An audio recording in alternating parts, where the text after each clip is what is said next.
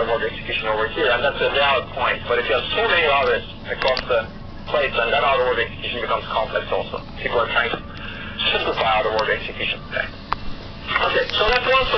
That's how do you solve this problem? This actually can become very severe because now you're underutilizing your link significantly. One solution is clear out-of-order execution, right? That plays out-of-order scheduling inside these queues. Or you can now imagine that these are not queues anymore, right? They're basically buffers, and from any point in the buffer you can schedule. But that's very expensive. So once, okay, we've discussed this already, you can look at it. So let's take a look at actually what the head of line blocking with an example. Assume that these colors correspond to different packets, and the blue one needs to go to the blue place. Now this link is blocked by other packets. Let's say you receive the blue one. Now this buffer becomes full, even though the blue one needs to go this way. The blue one cannot proceed. Right? Now the blue one fills up the queue over here. Now the red one cannot proceed over here also. The channel is idle over here, but the red packet gets stuck behind this blue one. Right? Because you just look at the head of the queue. So you can imagine other solutions here also, right? You somehow figure this out on the order, but that becomes more complex. So one solution people have developed, well, I guess you get a lot of idleness. So this is another example. Not only this channel is idle, but also now this channel becomes idle. So you get a lot of idleness in the network, and all you have is a single queue per router. So the solution that was developed here is very simple, actually. It's called virtual channels.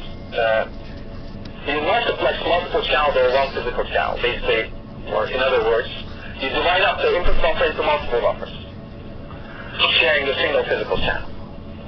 And then now you can schedule across those queues. So instead of having a single queue, you have multiple queues, basically. But you still look at the headers. You still look at the head of the queues. So you don't do completely out-of-order scheduling within the queue. Yes? From the virtual channels. Say it again?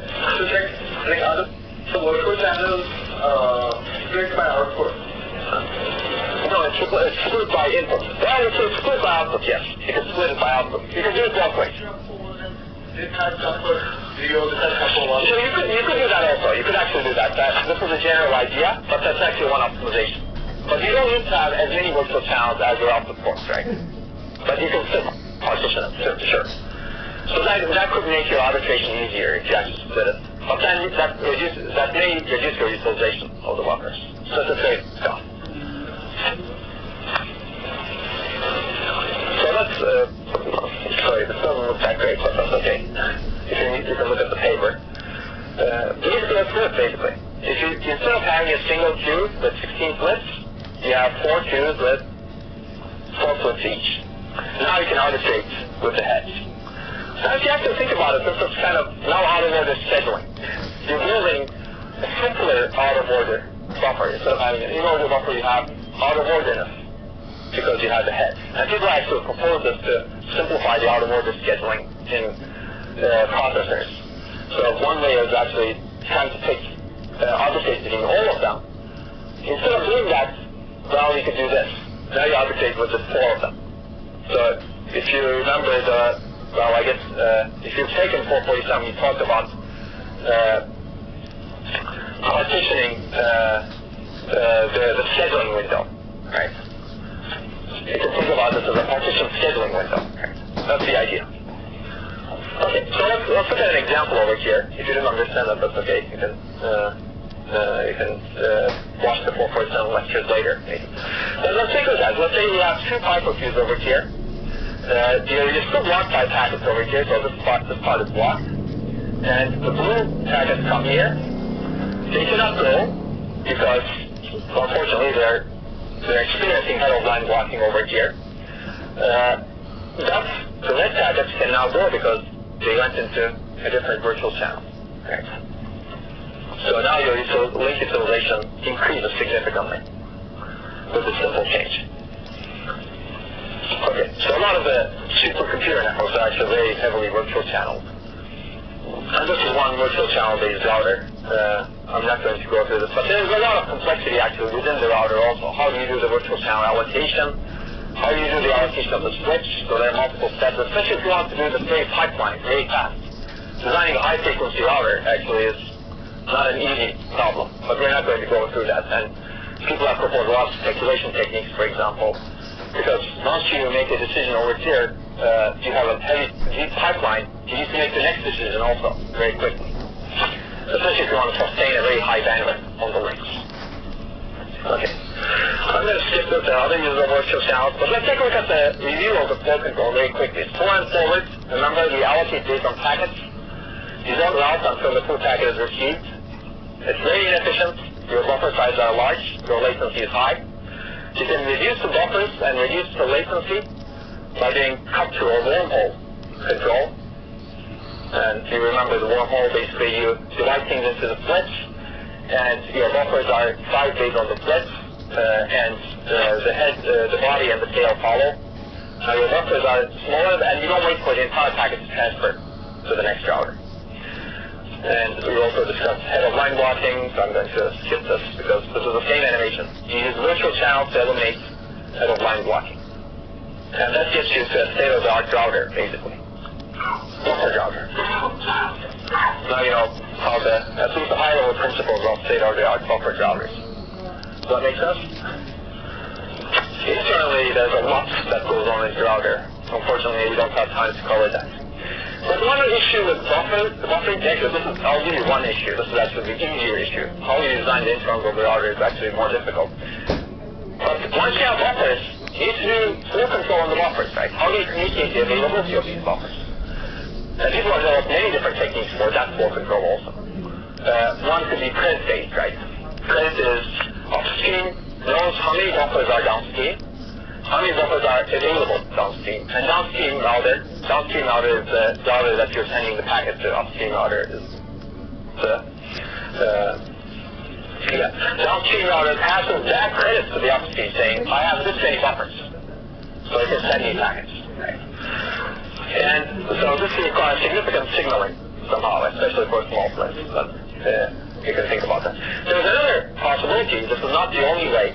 This basically is more precise, if you will. But you can do on and off, right? You can send an on and off signal. Don't send me, send me. Now, if you can start sending me packets, you don't need no credits over here. And you can do ACK and ACK. So upstream, this is more optimistic, this is more pessimistic. You guarantee that the buffer exists before you send the packet, which means that you don't need to buffer the packet after you send it. Whereas if you do something like this, it's more optimistic. You optimistically send the packet to the next router, hoping that it has a buffer, but that router can reject it. Okay. If you get that rejection, which is an ACK, well then you shouldn't have sent the packet, which means that you buffer the packet. So this increases your buffering requirements also. But this also requires an ACK, because you need to know when to release that buffer, right? That packet. So there are a lot of complications with all of these mechanisms. Okay, this inefficiently drives the buffer space, so these are actually usually better. But there are other issues over here. Okay, so credit-based flow control, I'm going to skip this. You can do the animation yourself. But basically, there's this notion of credit round-trip delay. You need to ensure that this is the time between when the buffer empties and when the next flip can be processed from that buffer entry, when you can actually receive the next flip. If there are few buffers, this actually round-trip delay becomes your critical path. So you need to the size of your buffers tolerate that credit turnaround time. But you can read that. You don't need to know that right now. So this is on-off flow control. Basically, you have a threshold for turning it off. And the problem is there's communication latency for this signal also, right? Because when you turn it off, it's not immediate that the router that's sending you the message knows that. So you need to take into account that communication latency. And you need to have enough buffer for that. That's why your buffers cannot be small, actually. On and off control, your buffers cannot be that small. Credit phase, if your buffers are small, then your round-trip latency is very long, actually. That's the one benefit of ACK or NAC, actually, because you can directly ACK or NAC a single packet. The problem is your buffers still need to be large. Okay, so I'm going to go through this also. But he's turned it on, basically. After the flip departs this node, you send a signal saying, oh, I'm on. And it's not that easy because now, actually, it's not only node 1 and node 2 communicating. What if you're connected to many, many nodes? at the same time. Right? In a mesh, you can connect 4 nodes. So you need to ensure your buffers are sized enough such that, yeah. Okay.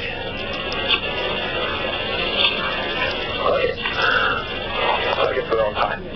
So we covered a lot of issues, except for the internal microarchitecture of the router, which is fascinating also. But if you have interest in that, let me know. So let's look at performance. Remember, I promised you this curve in the last lecture. I've given you, I guess, in the air. Now it's on the slide. Basically, this is a very fundamental curve. On the x-axis, you have ingestion rate, how many, let's say, flips per node per cycle that you're putting into the network, on average, let's say. And this is the latency that you observe. It could be average latency, it could be maximum latency. Let's say it's the average latency that you observe on packets. And this is, this curve invariably looks like this. Let's see, I'm going to define something. Basically, this is your minimum or zero load latency over here. That's the best you can get, as you can see over here. And imagine this being average.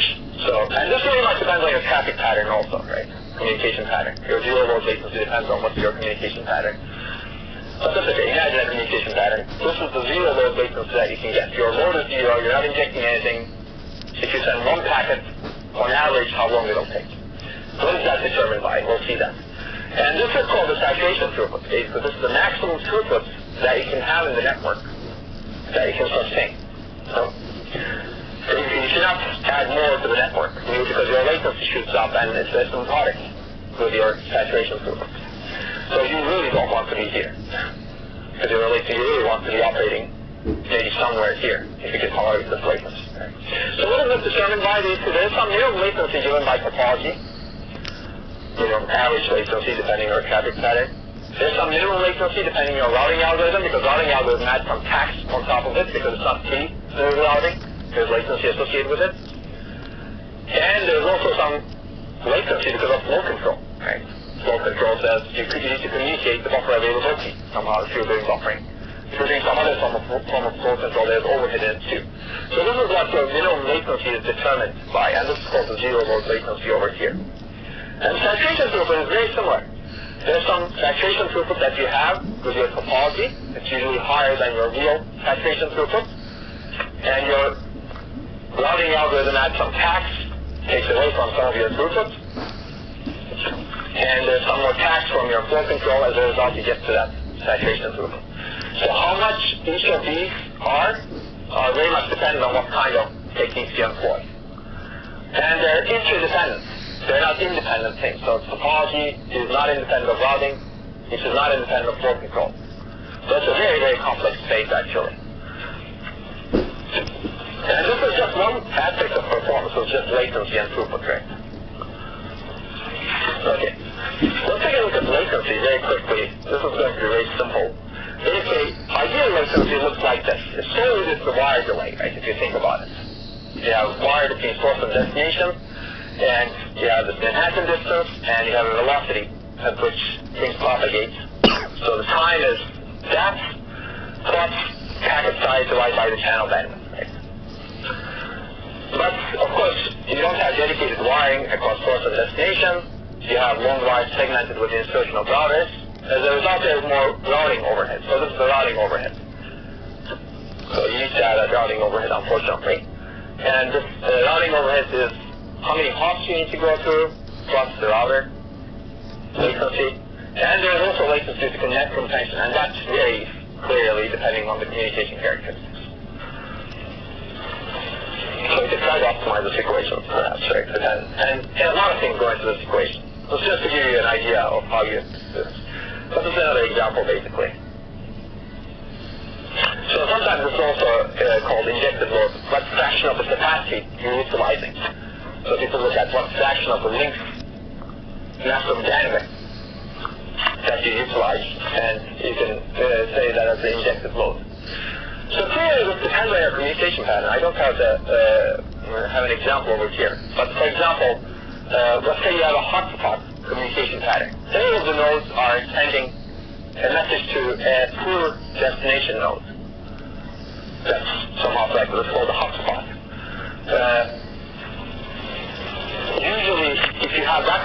pattern, your saturation throughput is very low. Because you saturate the network very quickly because you're utilizing all the same links. There's another pattern, nearest neighbor communication pattern, for example. If you always communicate only with your nearest neighbor, your saturation throughput is relatively high because you're not, the source and destination are not going through across the entire network. Right? So hotspots are actually usually bad for network parameters, if you will. Saturation throughput will actually impact your performance clearly. So you would like to minimize those hotspots. Anyway, so network performance metrics, packet latency is clearly one, and there's round-trip packet latency. You can look at average packet latency, and we talk about saturation throughput. But there's clearly, these are not, these may not be your bottom line. In the end, your bottom line is really application level performance, your system performance, right? Reducing your saturation throughput, increasing your saturation throughput doesn't mean that you're getting better performance. It increases the likelihood, but if you don't do the right choice in the routing at the application level, if you're delaying, for example, in the last lecture, you saw that some threads can be on the critical path, some threads may not be on the critical path. If you're delaying a thread that's on the critical path by doing your own choice in your routing, because you're not aware of what's critical, then you may be increasing your saturation throughput, but you won't increase your performance. So people have been looking at application level performance going forward, and this is very much affected by interference among threads and applications, and that's something we didn't even talk about yet, right? There's a lot of interference that happens in the routers, right, across different threads, because you're getting packets from different threads. And you need to have mechanisms like what we talked about, some sort of quality of service mechanisms. So how do you integrate quality of service into a router? Well, those are some things that maybe you guys think about. Let me give you very quickly some ideas on on-chip networks. But people have been looking at on-chip networks recently, such that you can scale multi-core chips with many, many nodes.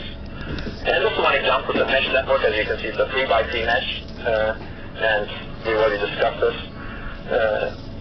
And this is a network that actually services cache miss and memory requests. You have processing elements and you have routers. And you can actually do what is called concentration. You can have multiple processing elements connected to a single router. That's called concentrated mesh. You can really concentrate a single router across multiple nodes. So you can imagine different kinds of networks.